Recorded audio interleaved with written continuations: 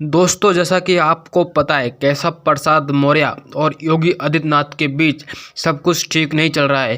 क्योंकि दोस्तों ऐसा एक बार नहीं कई बार हुआ है जब केशव प्रसाद मौर्य की नाराज़गी खुलकर जनता के सामने आई है। दोस्तों, आपको आज की इस वीडियो में केशव प्रसाद मौर्य और योगी आदित्यनाथ के बीच की जो लड़ाई है क्यों चल रही है वो पूरी जानकारी देंगे। उससे पहले अगर अभी तक आपने हमारा चैनल सब्सक्राइब नहीं किया तो सब्सक्राइब कर लीजिए। उत्तर प्रदेश में बीजेपी के दिग्गज नेता और डिप्टी सीएम केशव प्रसाद मौर्य हमेशा सुर्खियों में बने रहते हैं। केशव प्रसाद मौर्य बीजेपी का बड़ा चेहरा है। खासकर पिछड़ा समाज को लुभाने के लिए बीजेपी आलाकमान वर्षों से केशव प्रसाद मौर्य का इस्तेमाल कर रहे हैं।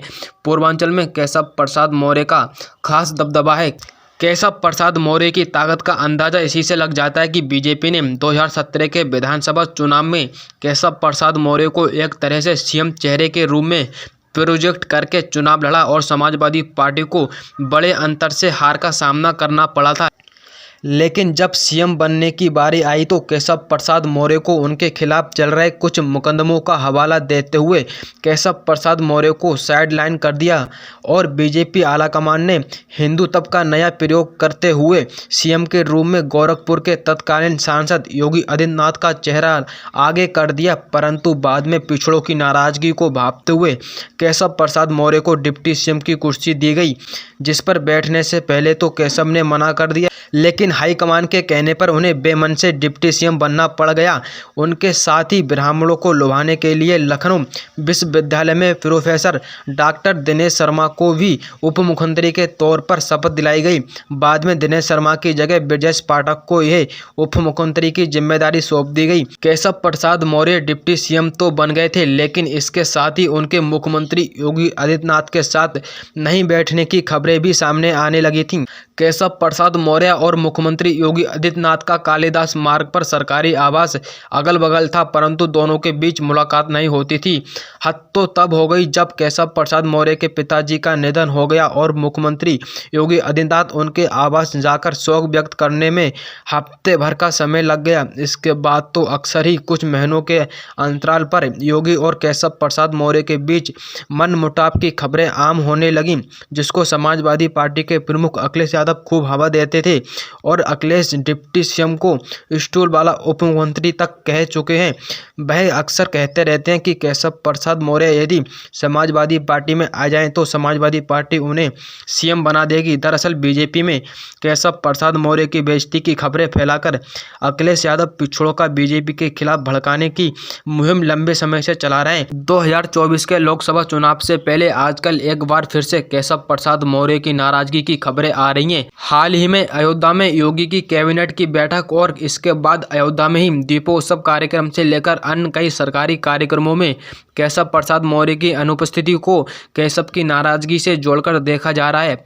इन सब बैठकों को लेकर केशव प्रसाद मौर्य पर सवाल उठ रहे हैं। आजकल केशव प्रसाद मौर्य के मन में क्या चल रहा है, इसे लेकर कई सवाल उठ रहे हैं। जरूरी नहीं कि हर बात जुबान से ही कही जाए, कई बार तो इशारे और कुछ मौक़ों पर उनकी गैर मौजूदगी ही सब कुछ कह जाती है। जिन्हें समझना है वे समझ ही जाते हैं। उत्तर प्रदेश के डिप्टी सीएम केशव प्रसाद मौर्य पिछड़े समाज से आते हैं और पिछड़ा समाज को लुभाने के लिए बीजेपी एड़ी चोटी का जोर लगा रही है। फिर केशव की अनदेखी क्यों हो रही है? इस सवाल का जवाब हर जागरूक नागरिक और बीजेपी के नेता कार्यकर्ता जानना चाहते हैं। इसको केशव प्रसाद मौर्य की नाराजगी कहें या कि पार्टी में उनकी अनदेखी के चलते राजनीति के गलियारों में यह चर्चा आम है कि बीजेपी क्यों किसी बड़े दलित या पिछड़े समाज के नेता को आगे बढ़ा या पचा नहीं पाती। मुख्यमंत्री योगी और डिप्टी सीएम केशव प्रसाद मौर्य के मनमुटाव की खबरें आती रहती हैं। इसलिए पूछा जा रहा है यूपी के डिप्टी सीएम केशव प्रसाद मौर्य दीपोत्सव कार्यक्रम में अयोध्या क्यों नहीं गए? मंत्री योगी आदित्यनाथ और डिप्टी सीएम ब्रजेश पाठक समेत कई मंत्री उस दिन वहां मौजूद रहे। केशव प्रसाद मौर्य के लिए हेलीकॉप्टर लखनऊ में था। अयोध्या रवाना होने से पहले डिप्टी सीएम ब्रजेश पाठक अपने सहयोगी डिप्टी सीएम केशव प्रसाद मौर्य के घर पहुंचे। दोनों को एक ही हेलीकॉप्टर से अयोध्या जाना था, लेकिन केशव प्रसाद मौर्य ने कोई बहाना मिलाकर अयोध्या की यात्रा रद्द कर दी। ब्रजेश पाठक को अकेले अयोध्या जाना पड़ा। बताया जाता है कि इसी हेलीकॉप्टर में से एक ऐसे व्यक्ति बैठे थे जिनका साथ डिप्टी सीएम केशव प्रसाद मौर्य को पसंद नहीं है। पर क्या यही असली वजह थी? केशव प्रसाद मौर्य ही बता सकते हैं। ये सवाल इसलिए उठ रहा है क्योंकि पिछले कुछ दिनों में केशव प्रसाद मौर्य कई मौकों पर गैर हाजिर रहे। लखनऊ से बाहर पहली बार अयोध्या में 9 नवंबर को यूपी कैबिनेट की बैठक हुई। योगी सरकार के सभी मंत्रियों ने पहले हनुमानगढ़ी में पूजा की, फिर सबने रामलला के दर्शन किए। कैबिनेट की मीटिंग में डिप्टी सीएम केशव प्रसाद मौर्य नहीं पहुंचे। अयोध्या में योगी कैबिनेट की बैठक में केशव प्रसाद मौर्य न पहुंचने पर काफ़ी लोग ये सवाल पूछ रहे हैं कि केशव प्रसाद मौर्य आखिर का बीजेपी से नाराज हैं। और ख़ास तौर पर आपको बता दें, लखनऊ में होने पर भी केशव प्रसाद मौर्य 31 अक्टूबर की कैबिनेट की बैठक में भी शामिल नहीं हुए थे। उसी दिन मुख्यमंत्री ने लोक भवन में मंत्रिमंडल के सहयोगियों के साथ अभिनेत्री कंगना रनौत की फिल्म तेजस देखी, लेकिन उसमें भी केशव प्रसाद मौर्य दिखाई नहीं दिए। बहरहाल तमाम सवालों को लेकर सोशल मीडिया से लेकर सत्ता के गलियारों में तरह तरह की बातें हो रही हैं। बीजेपी कैंप में भी इस बात को लेकर कई तरह की अटकलें लगाई जा रही हैं। पूरे मामले में केशव प्रसाद मौर्य खामोश हैं। ये भी कहा जा रहा है कि उनको फूलपुर से लोकसभा चुनाव भी लड़ाया जा सकता है। हाल के दिनों में वे दिल्ली जाकर बीजेपी के राष्ट्रीय अध्यक्ष जेपी नड्डा से भी मिलते रहे हैं। कुछ दिनों पहले गृह मंत्री अमित शाह से भी उनकी मुलाकात हुई थी। साल 2017 में 14 साल के वनवास के बाद यूपी में बीजेपी की सरकार बनी थी। तब केशव प्रसाद मौर्य प्रदेश बीजेपी के अध्यक्ष थे। उनका नाम मुख्यमंत्री के दावेदारों में था, पर मौका योगी आदित्यनाथ को मिला था। इसी को लेकर केशव प्रसाद मौर्य 2017 से लेकर 2022 का भी चुनाव हो गया। तब से लेकर अब तक केशव प्रसाद मौर्य और योगी आदित्यनाथ के बीच बिल्कुल भी नहीं बनती है।